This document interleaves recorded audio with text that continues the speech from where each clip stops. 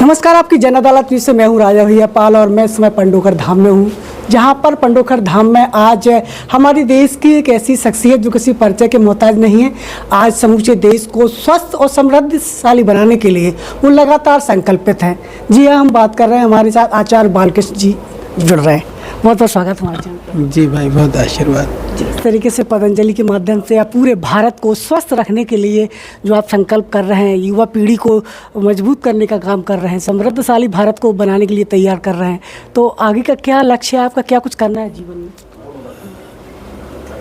प्रकृति और संस्कृति, हमारी संस्कृति भी प्रकृति मूलक है, तो इसीलिए जीवन में शांति, स्वास्थ्य, सुख प्रकृति के निकट रह करके और संस्कृति का जो अनुपालन करने से ही मनुष्य प्राप्त कर सकता है। इसलिए हम अपनी संस्कृति, अपने शास्त्र, अपनी मर्यादा, अपनी परंपराओं के साथ युवा पीढ़ी को, जनमानस को जोड़ते हुए उसके लिए योग और आयुर्वेद के माध्यम से लोगों में नई चेतना हो और लोगों को यह भी पता चले कि हमारे प्राचीन ऋषि मुनि लोग जो है वह भी बहुत विद्वान थे, वैज्ञानिक थे।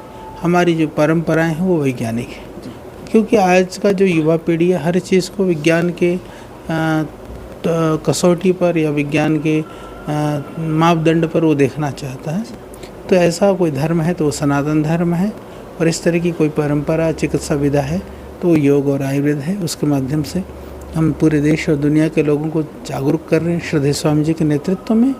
और हमारी सब जितने भी युवा पीढ़ी है उनसे हमारी एक तरह से उन सबसे आग्रह भी है कि वो सब अपनी जड़ों से जुड़ें, क्योंकि जड़ों से जुड़ेंगे तो जीवन भी सुखमय होगा और आने वाला जो समय है देश में समृद्धि भी उसी से आएगी।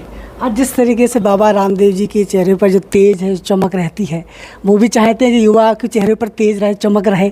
आपके चेहरे पर भी चमक है, तो ये चमक भारत का प्रत्येक युवा के चेहरे पर चमकना चाहिए। इसके लिए क्या करना चाहिए आज की युवा पीढ़ी को?